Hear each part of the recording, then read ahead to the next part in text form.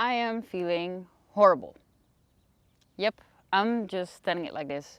Because I just came back to the Netherlands after being away for such a long time and I'm just not feeling at home anymore. And I really hate it because I was really looking forward to come back and see all my friends, but I'm just feeling numb. The previous video was 2 weeks ago, and believe me, I'm feeling a little bit better now. Things do get better over time. So I want you to know that there is nothing wrong with you. You don't need to fix anything about yourself. This is called reversed culture shock.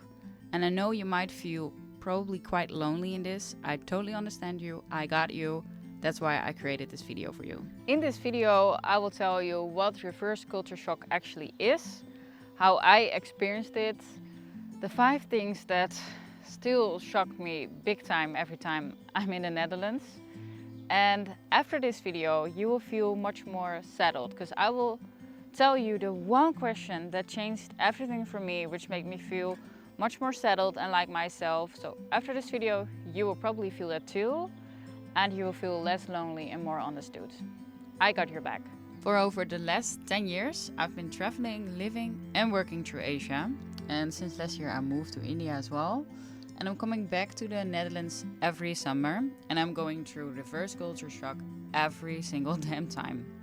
Even though I know what to expect, it's still very tough to go through. But believe me, it will get better over time.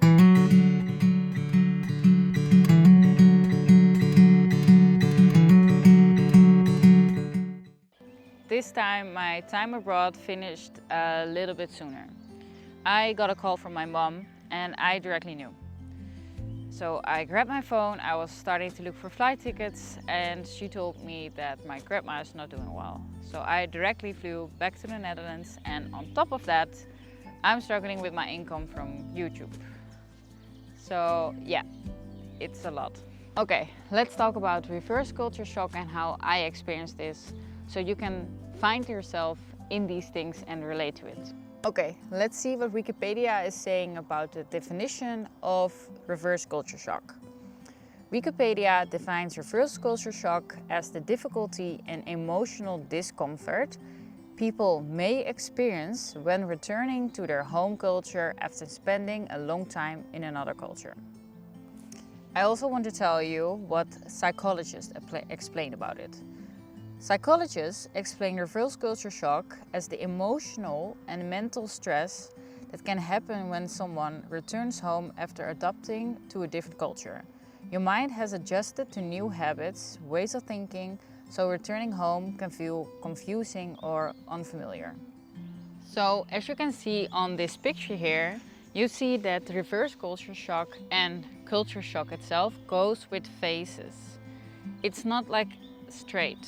It goes from arriving to the culture shock. You start with the honeymoon phase where I for sure feel like, oh, this is amazing, it's so good to be back home, and then bam. You're slowed down, you're sitting down and you're like, what the heck is going on? And you feel like you're in such a shock. And then after some time, you slowly start to recover again, adjust and feel at home. This same pattern happens when you do get home or when you leave to a new country. Both is a kind of shock that you have to go through and you have to adjust to. Let's talk about the signs of reverse culture shock, and I will also explain you how I went through this so you'll understand it a little bit better.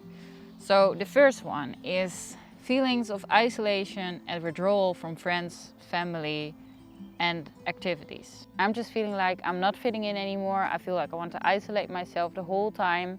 The second one is experiencing uncertainty, frustration and insecurity.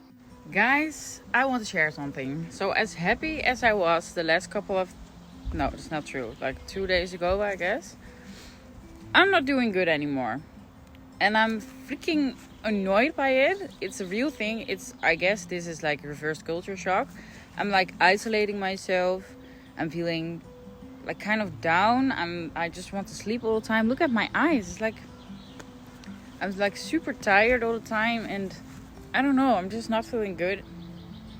And I hate it. And my Instagram is not only for the good days, it's also the unfiltered raw journeys, and this is one of them.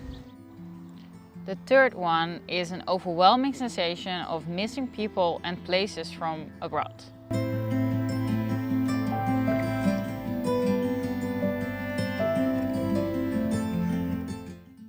And the fourth one is excessive sleepiness and apathy.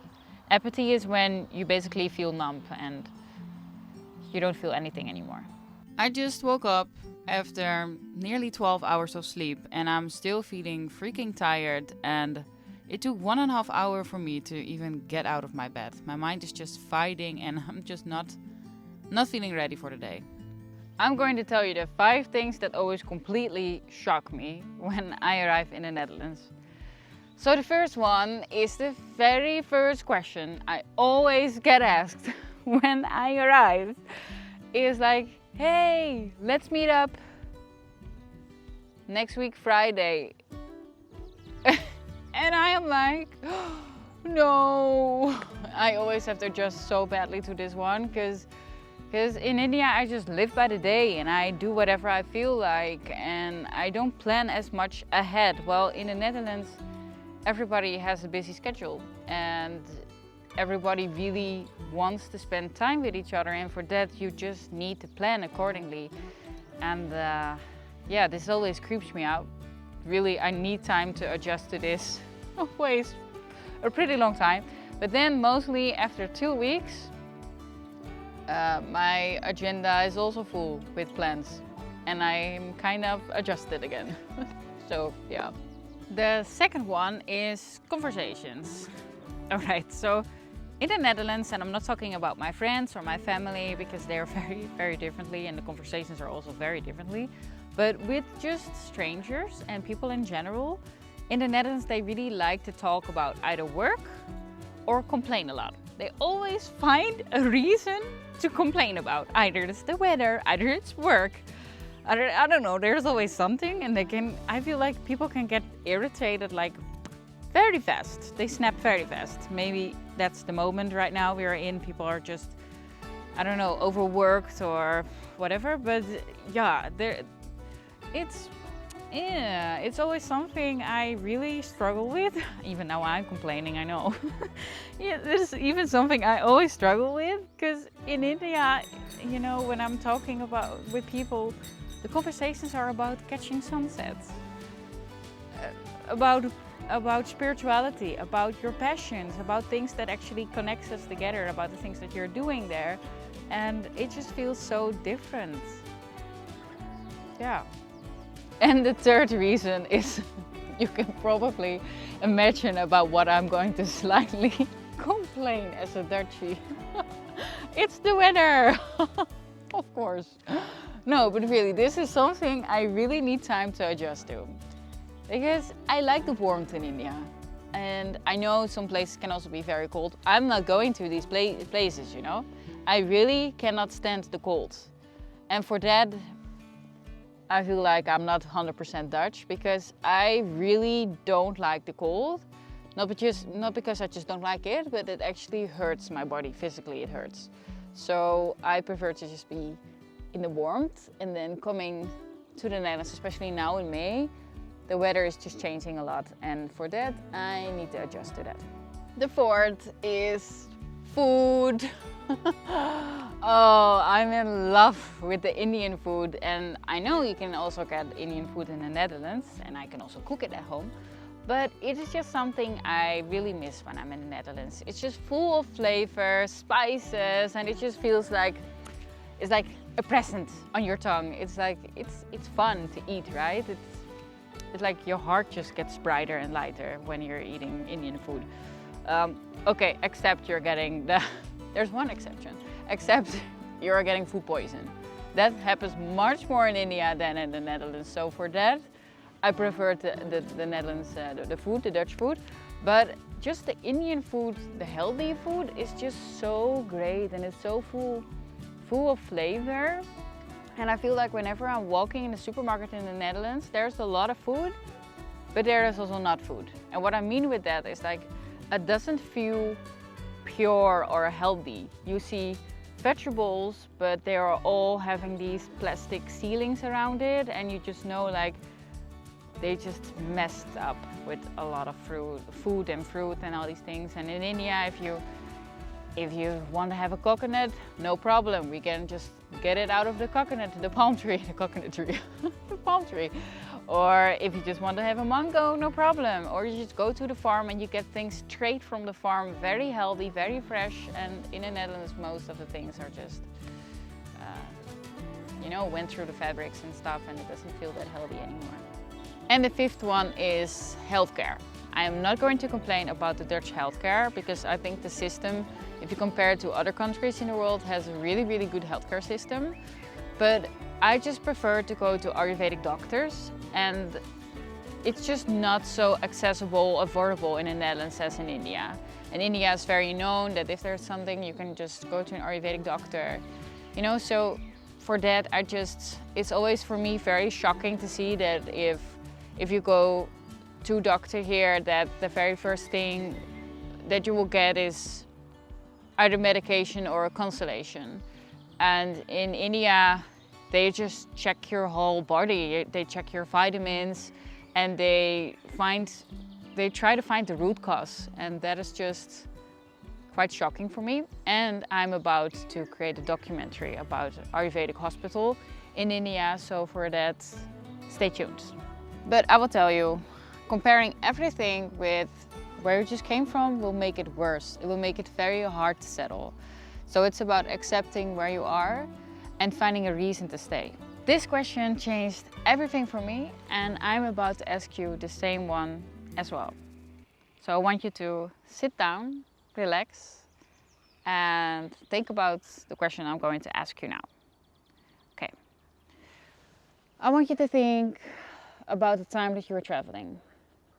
You were having the best time of your life.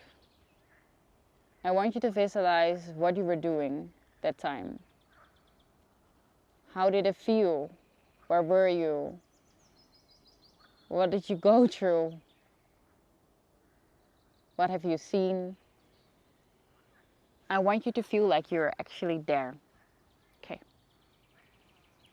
Then after this beautiful memory, beautiful thing that you did, the adventure that changed you completely as a person, you took time to reflect on that while you were back in your accommodation, right? Your hotel room, whatever, your hostel that you were staying. And you wanted to tell your friends and family about all of this, but there was something missing. Because it's not the same where you're calling them on the phone, telling about all your experiences. You were missing them. They were not there. You actually wanted to experience all of these things with the people that you love so much. Okay. I want you to think about that moment.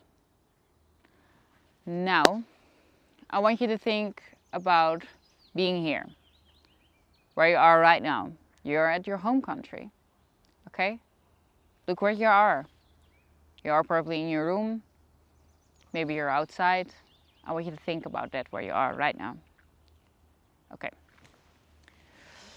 These are the 3 questions that will change how you think about being here right now. The first one is, whom do you really want to spend time with? Whom are the people that you have been missing so much while you were traveling? And now finally you can spend time with them. Go spend time with these people, because you have been missing them so much and they probably have missed you too. Second one. What are the goals that you really want to achieve while you're here?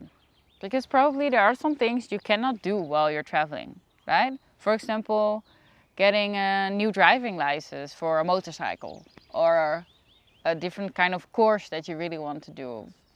Think about these things. Think about these goals and go get them. Go get them. Go do these things, okay? You can do them now. Go do it. And the third one is memories. What are the memories that you really want to create and take with you when you're leaving again? Because probably you're not here for too long. If you're traveling a lot, just like me, then time is limited. Time in your home country is limited. And all these beautiful memories that you're going to have now are the memories that you will carry with you along while you're traveling. So I want you to think about the memories that you really want to create with the people that you love. Go do these things, because life is short, time is limited. And I want you to feel that this time, even if you're feeling completely unsettled, I want you to feel that this time here in your home country has a purpose too. It's not being wasted. It's used to create the memories that you really want to have. I feel that this is something that nobody really likes to talk about. And that's why I'm talking about it. That home probably doesn't feel the same anymore once you're coming back, and it does take time. And the most important thing is that I want you to not feel stuck and be happy about where you are right now. Actually, creating this video helped me a lot as well, so I hope it did for you too. Thank you so much for watching. I really hope this video helped you a lot. So please like, subscribe and comment about what has really helped you through your reverse culture shock, which made you much more settled, so other people can read about that in the comments below and we can help each other out.